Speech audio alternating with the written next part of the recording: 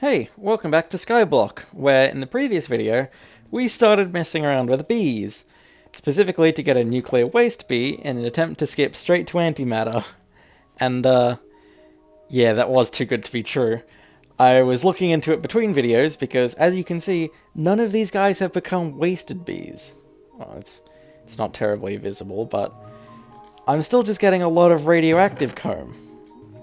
So, I looked into it, and when it says dying to radiation, I have to create that radiation in the first place. It doesn't use, like, background radiation. And the absorbed radiation from their surroundings, again, I have to put that radiation there. So, I still need a fission reactor to be able to generate the radiation. So then I looked into how to do it, and it's not terribly hard. I'm mostly just worried about creating the fission reactor and the supercritical phase shifter, because the mod pack doesn't tell me anything about how to do this. I'm on my own here, and Google. And this is a pretty long process, but I've nailed it down to generating yellow cake uranium to get uranium oxide, and hydrofluoric acid. And sulfuric acid I can just get with sulfur dust. I don't actually have to go through this complicated process of getting sulfur trioxide, sulfur dioxide.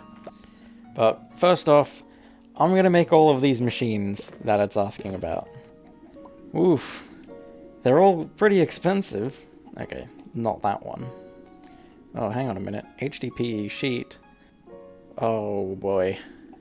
Oh boy. That might be more difficult than I thought. I'll just follow down the line, it'll be fine. So all of this, because it's kinda complicated, I'm just gonna do it through the pattern encoder. So, chemical crystallizer. I need 2 more refined obsidian. That's fine. Chemical infuser, I can make that. Chemical oxidizer, I can make that too. Isotopic centrifuge, I can make that.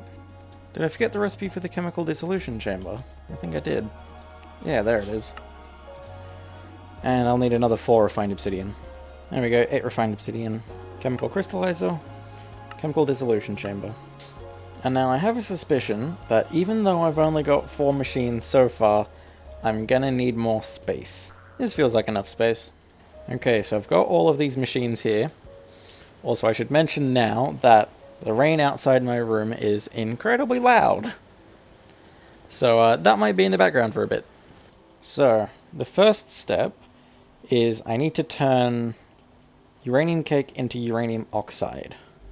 So that's just the chemical oxidizer. How do I get the... Oh, enrichment chamber uranium. I can throw that through now. Give myself a little bit more space. So the chemical oxidizer takes the yellow cake uranium. How much do I get out of? 250 millibuckets of uranium oxide. Okay. So now I need the hydrofluoric acid. And the sulfuric acid is from sulfur in... I guess I can use the chemical dissolution chamber. I don't get nearly as much though.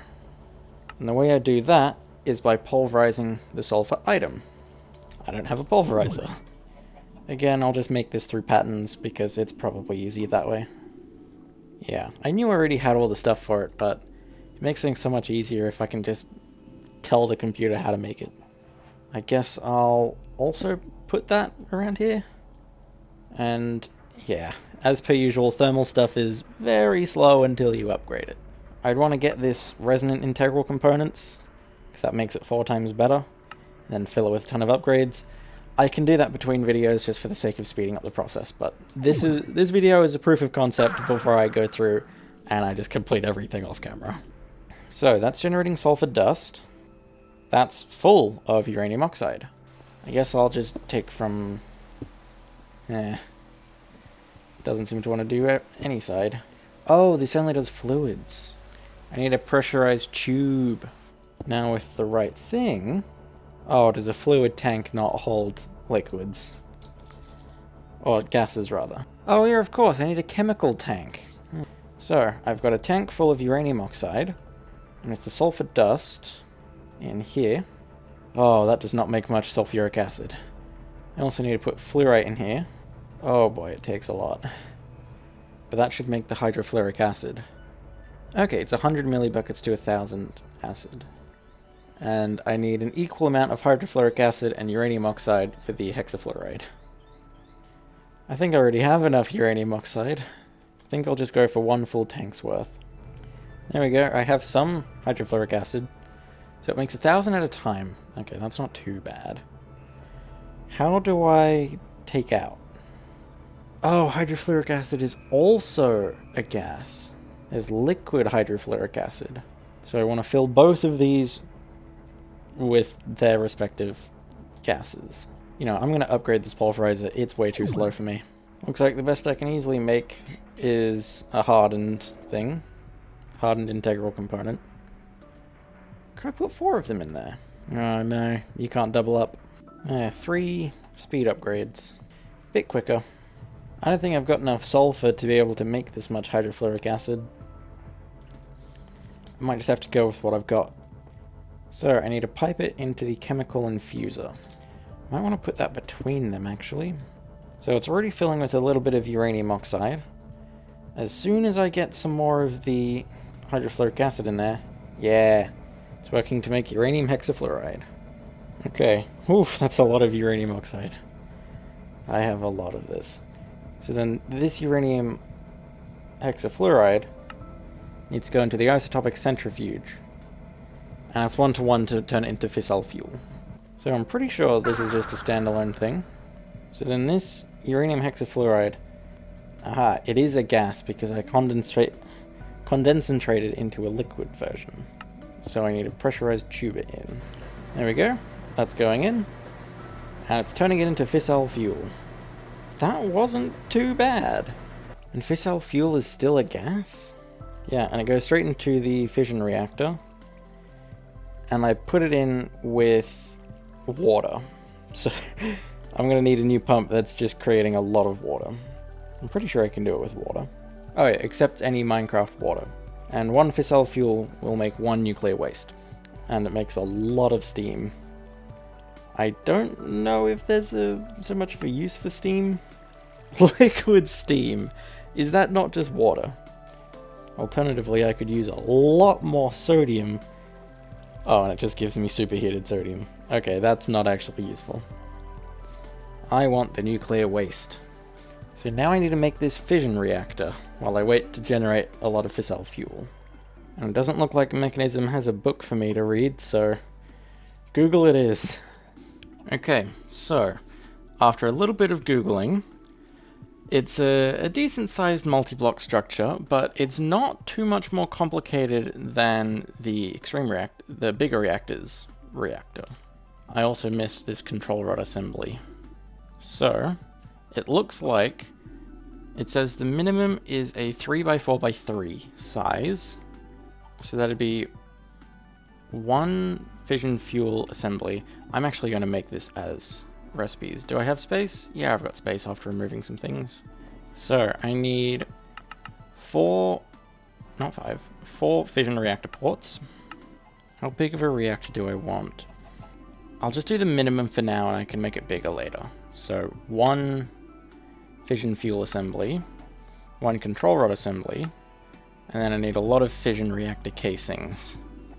I need 30 casings additionally. Oh, I don't have enough steel. I made 32, that's fine. So, I've just checked on this after doing my research. I have 10,000 millibuckets of fissile fuel, so that'll make 10,000 millibuckets of nuclear waste. More than enough to set up the waste bees. And I'm still making more.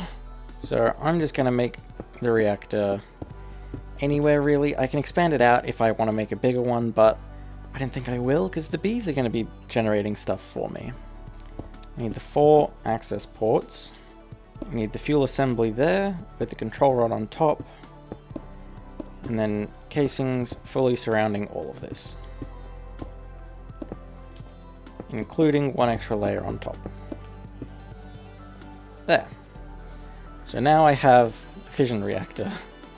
And this might look complicated at first, but it's not too bad. You've just got the 4 access points. You have various statistics about what's going on in there. and it'll just, like, do stuff. And as long as the temperature doesn't get too high to the point of damaging, I don't know what the limit is for that. There's the damage. So if the temperature gets too high, the damage will increment, and if the damage gets too high, that's when you get a reactor meltdown. But this reactor should be way small enough that it won't really matter. So the fissile fuel can go in there. Is that the right port for it? Yes. I'm going to steal my pump for the time being. There we go. There's the pump at work. And it's filling the coolant tank. God, it's so loud over here. All of this is a gas? So I'm not too sure which pipe will lead to what. Which one's heated coolant and which one's waste. I mean, I have enough going now. I may as well give it a try. It's going. I'm slowly making stuff. I need to get 1,000 millibuckets total of nuclear waste. I'm going to turn that right the way down. It's still loud. Oh! That's why I need the configurator. It still doesn't do anything though. Oh, there's steam coming out though. Jeez, that's filled quick. Okay, I think the reactor's at somewhat of a manageable volume now. It only took me setting it to 2%. I think I'm gonna halt it there. Looks like there might be something in there. It's saying nuclear waste goes in a chemical tank. Why is it not filling? It's definitely being extracted. Yeah, there's 315 millibuckets of nuclear waste in there. Why isn't it going into the chemical tank? Okay, so apparently you can't just store nuclear waste in a chemical tank. Yeah, I need a radioactive waste barrel. But the stuff in there decays. And also there's no way to move it without also creating a ton of radiation. So there's a radioactive waste barrel. And I need radiation in the environment to convert the bees. Now it'll probably kill these bees as well. I think they'll be fine if they're inside of the hive though. So I'm just gonna block them all in. They should be fine. And then I'll get the radioactive waste barrel there. And now I'm gonna need a lot of pressurized tubes. Also, they can only go into the top side. I think I'll also block off these hives. There's a handful more radioactive bees. But if all of these guys get turned into waste bees, then that's great. And I can probably breed them, actually. Oh, wow, this is a very long cable. Even with a stack, I couldn't make it. There we go. That should put it all into the barrel. Oh, the bees can still make it into the hives. They just can't get out anymore. It is slowly decaying in there. That's fine, I've got time. I can always make more. So if all the bees can come out to play, then, you know, I'm just going to break it now. Ow. I am very irradiated now. Oh, there's a lot of radiation everywhere. That's not good. But... what? Did it make any wasted bees? Oh no, my wolf! My dog! That created so much more radiation than I thought it would! Hang on, I just want to pick up my dog. No! No! My dog! Did I just lose all of my radioactive bees? Also, I'm gonna die. How far does the radiation reach? Quite far. Ow. This isn't good. Well, I've made a pretty big mistake here. I don't know what to do about this. I'm not even safe in the Twilight Forest? How does this radiation work? So, after looking it up, all of that radiation takes 3 in-game weeks to decay. And I am not waiting that long, so I've reloaded my backup, which is immediately before turning on the reactor for the first time. So, a little bit back, it's not that big of a deal, but the place isn't heavily irradiated anymore. I've got my bees back. Everything's fine. And knowing what I know, I'm going to have to be a lot more careful about this. There are compact machines. I feel like the mod pack told me at some point. Compact machines can basically be used like pocket dimensions, so maybe I could put my bees inside of here, irradiate the compact machine, and then use that to try? I don't know. Also, I wasn't able to find any numbers on what the chances are of getting a wasted radioactive bee, so I might just go with the output of the reactor. It's not that bad, is it?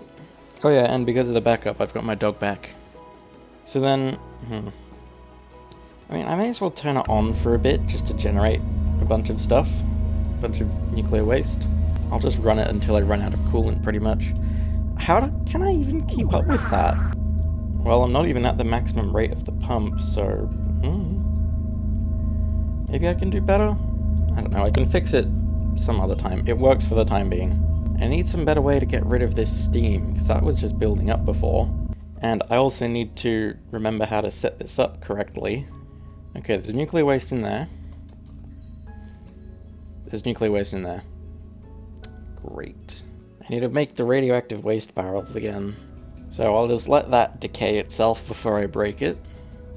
I'll be very cautious about that. Oh, and I'm running out of coolant. I'm gonna have to babysit this for a while.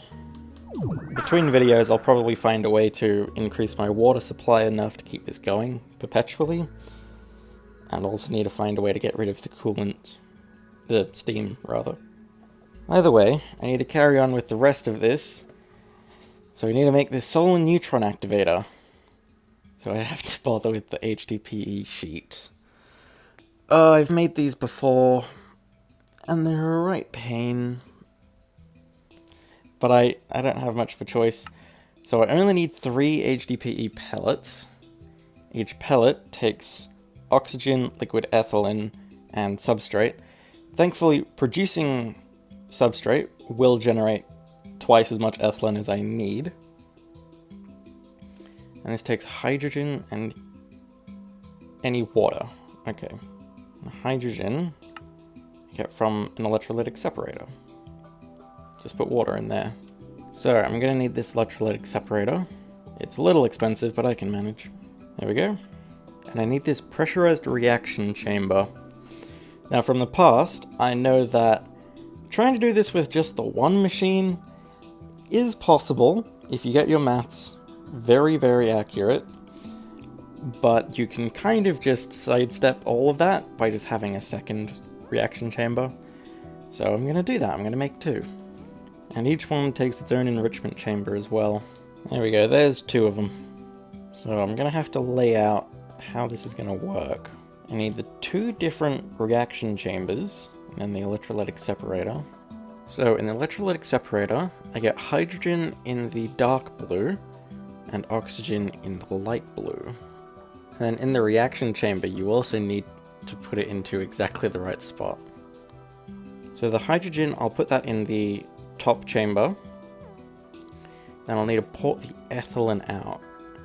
I also need water to go in. Wait, liquid ethylene? Ah, so I need a rotary condensator. However it's pronounced. Right, because that's the way the 2 chambers work. One of them is liquid, one of them is gas. That would be why it was so annoying the last few times I've had to do this. And that's why they're the same color, because it's different columns for whether it's a liquid or a gas. So I need a rotary condensator. I can make all of that. And now I need to try and fit this condensator into the schematic here. Okay, now comes the tricky bit of hooking it all up. I think I can just bucket water in. Yeah. That makes everything a bit simpler. So the bottom one takes hydrogen and water. So then I need the blue output, not the cyan one. And you do it for gases. So then gas input. Okay, hydrogen goes in there. And the oxygen goes all the way over to this one. There's no output fluids? Oh no, that's just a different color. Yeah, cyan. Yeah, that's already red input. So then that can take the oxygen. Now I guess I can hijack that water. There. And that's the water going into that. I already have a bunch of biofuel from off-camera experiments. The biofuel generator was not worth it. So then I can put that in there, and it makes substrate. Right. And it generates ethylene too. So then the ethylene goes into the rotary condensator. Yep, there's gas input. And is there a fluid output? Yeah, there's fluid output. I hope that's how it works. And here I need gas output. It is blue. And that'll go into there. Gets turned into liquid ethylene. Then it goes through there. And it goes in. Okay. So then substrate goes into there. And it makes the HDPE pellets. Good. It's a bit complicated. But if you step through it, you take it slow, it just works. I've learned from previous mistakes. Don't try to do it in the one reaction chamber, because then if you put too much in, you're fucked. Just plain and simple. And the good thing about this now is that it's mass producible. So does that mean then that I can take the substrate item? Oh, that's push. Pull. Yeah. And it just does it automatically. So then I can just keep putting biofuel in here, and it'll just come out here as HDPE pellets. And you know what, I may as well pipe some water into here too. So then I can keep this separator going. That feels really satisfying. To just make a system like this that just whirs away and it just works. The only problem I could see is if I overproduce ethylene. Because I get twice as much ethylene that I need from each reaction. So then eventually, it'll fill up here, fill up the pipe, fill up the condensator, fill up this pipe, and then fill this up. But by then I'll have thousands of HDPE pellets. So it evens out in the wash. Also, my mic was in the wrong spot. Sorry if I was a bit quiet for the past minute or so. So I'm going to convert all of this into sheets. Yeah, 21 sheets. That's probably more than I'll ever need. So then this solar neutron activator, I'll make that. There we go. So then I just hook that up to the nuclear waste output. It'll generate polonium. I guess it doesn't need power because it's got the big ass solar panel on it. I need to put the nuclear waste into it. Yeah, it can be input output. It doesn't really matter. Actually, no, it should just be input. Yeah, because now it's full of polonium. Shit. And I can't break that either. Because if I break that, I create a bunch of nuclear waste. Well, polonium doesn't decay inside the waste barrels. So if I just scooch this around, put it into the barrel. Okay, it's empty. Good. It's not going to create any radiation now. Okay, and now I'm generating polonium. Guess I can run this for a bit more. So then the only remaining step is this supercritical phase shifter. How the hell do I make this? Ah, it's a bit of a chunky multi-block. So, I need this SPS casing, SPS port, I need supercharged coils, and there should be a Mekanism flavored reactor glass. There. So, how much this is... Oh boy. Each casing takes 4 polonium pellets, 4 HDPE sheets, and a plutonium pellet. I haven't even looked into how to get plutonium. Oh, that's nuclear waste and isotopic centrifuge. That's fun. What fun we have with this. Oh good, reactor glass is cheap. So what's the smallest one it says? I still need 60 SPS casings. That's so much. Yeah, I don't think I'm gonna be making this phase shifter in this video. I'm gonna have to produce a lot more HDPE. Thankfully, my setup is expandable. Now, how much polonium have we got? 117 millibuckets. I need 1,000 for one pellet. I'm going to be at this for a very, very long time. I guess this is just going to be running in the background for a while. I'll probably just need to make a bigger reactor in this case, so that because I'm pretty sure the difference in a bigger reactor is it just consumes everything quicker, so then I'll generate everything quicker, because that's the bottleneck. I'm not generating nuclear waste quick enough. So then between videos, I'll upgrade all of this. Either way, I think I've got a lot to be getting on with between videos. I'll try and figure out how to get those wasted bees as well, because getting, what was that, 1,000 millibuckets per wasted comb? I get combs really quickly from those guys. And if each one is 1,000 millibuckets, that is much quicker than this reactor. This reactor produces, like, what, 1 a second? But I need to figure out a way to be able to waste the bees. So, in the meantime, I'm just gonna have to live with this. But this is absolutely significant progress. We're actually almost on the way to antimatter. God, if only the supercritical phase shifter wasn't so fucking expensive. Well, I guess I'm gonna leave this video here then. We're generating polonium, and we are one step closer now. So, I'm gonna leave this video here. I've filibustered long enough, so bye.